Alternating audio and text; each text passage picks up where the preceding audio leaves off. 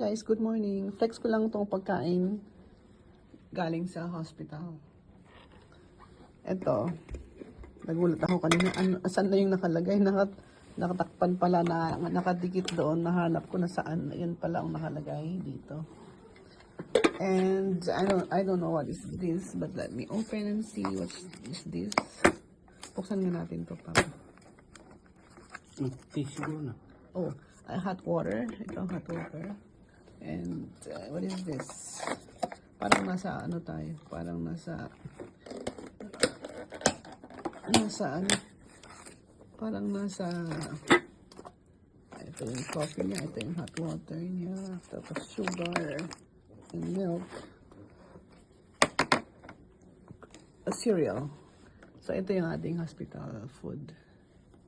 Kahapon may binigay sina Josh kahapon na pagkain, parang kay Papa naman yan. But before that, pumunta na kami sa team, bumili ng team para kumain, uminom ng mainit. This is my first day pala ng after surgery.